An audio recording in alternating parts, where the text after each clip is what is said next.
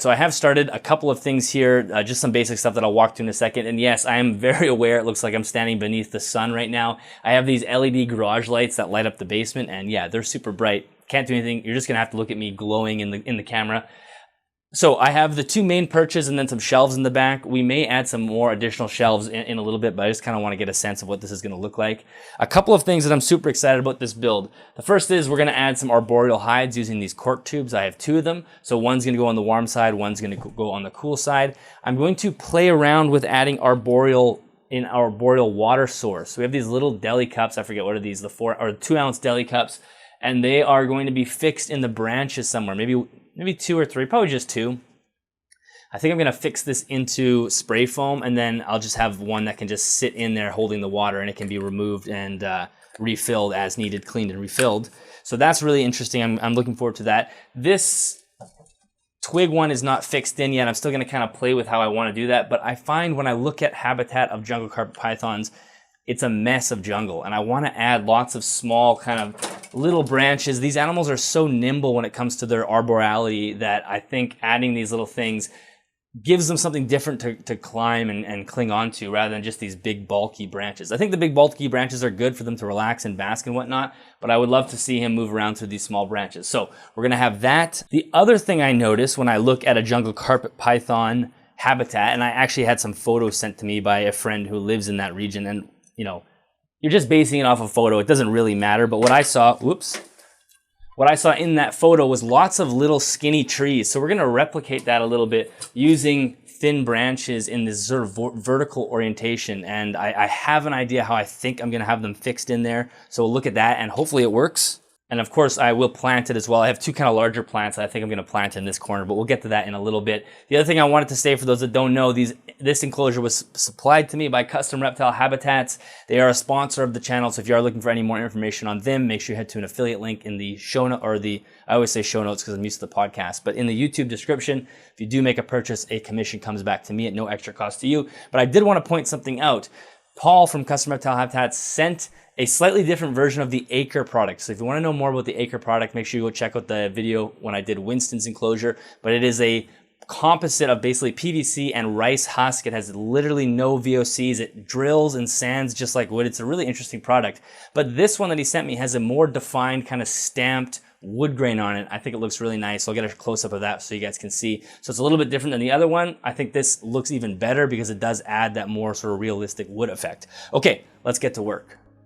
All right, so first up is fixing the arboreal hides up into the top of the canopy. I used this is actually a single cork tube that I cut in half, and I used spray foam and silicone to hold it up. We will go back later and clean up the details.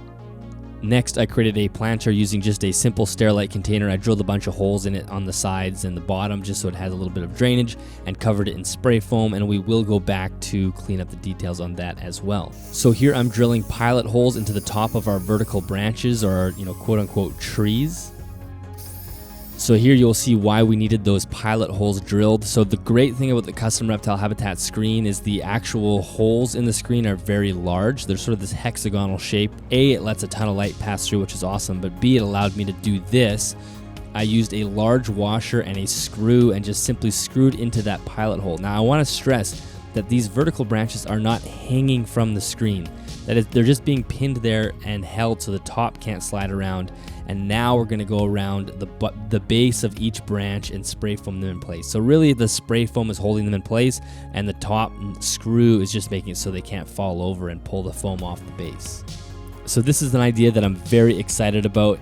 Again, it's simply a 2-ounce deli cup that's just being spray foamed into the branches, and it will hold another 2-ounce deli cup full of fresh water so the snake has access to clean fresh water up in the canopy. So again, you guys have seen me do this step millions of times, as well as everybody else on the internet, simply using brown silicone to mask the spray foam and then packing substrate on top to make it look natural. So it's now time to plant the enclosure, and this is a perfect example of how useful tubs and bins can be when keeping snakes.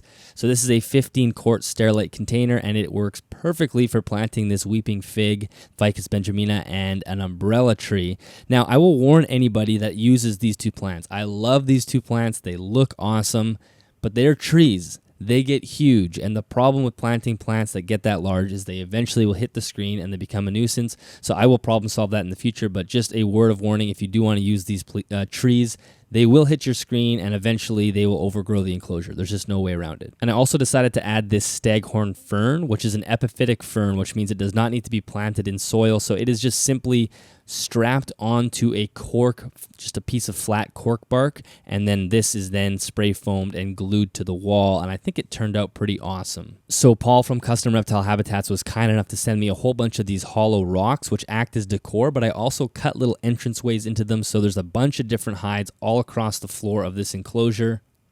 So again, sticking with the theme of the jungle being an absolute mess, I just kind of went crazy on the floor of this enclosure with a bunch of leaf litter, a bunch of small sticks. Those long stranded things are actually pine needles. If you want to hear me talk about pine needles, go back to the Winston build.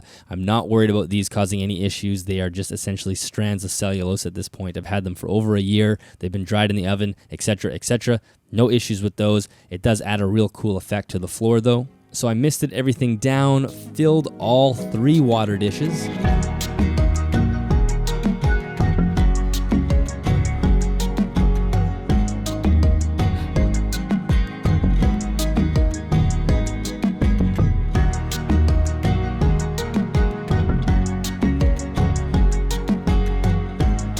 Now we can take a quick pan through this enclosure. I'm actually very excited and satisfied with the way this turned out. I think all the spray foam got masked in a way that makes everything look natural. Like I said, I've since added a few more elements, and I hate to do this to you guys, but we're not going to add the carpet python in this video. The main reason is I'm leaving for a couple of days and I want to get this video out, and I don't want to add the python into the enclosure without me being here just in case anything goes haywire. So I want to get this video out so everybody can see. We will add him to the enclosure in the next video, and in that video you will see a few of the other features that I also added, which I think just gave this enclosure a little more character. I will say one thing for everybody out there who wants to get a big large snake. I will tell you, doing this enclosure with a small light-bodied snake was so much more fun than doing my boa enclosures. The boa enclosures, everything has to be big and strong and thick, and it's just less interesting in a way because you're dealing with a much larger animal. When you're dealing with a small animal, you have so much more opportunity to do these really neat things. And I know the carpet python's not going to go in here and just bulldoze everything. He's going to quickly and neatly move around the enclosure, and he's not going to destroy it all. And if I had the opportunity to pick a smaller snake over a larger snake right now, I would definitely gravitate towards something medium to small. So I will leave you with some cool shots of the python himself. As you can see, he's staring me down because he's probably wondering why he's not in his new home yet.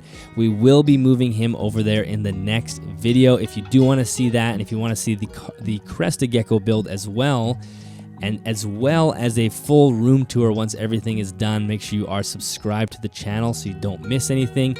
If you're interested in more reptile content, I cannot recommend the podcast enough. The people I have on the show just blow my mind every single week, and you will learn a ton, as I have learned. And there's also a few other shows on the network as well, including the Reptiles and Research Podcast and Project Herpeticulture. Both are fantastic wealth of knowledge, and you will not be disappointed. You can find that at animalsathomenetwork.com, and we'll see you guys in the next video.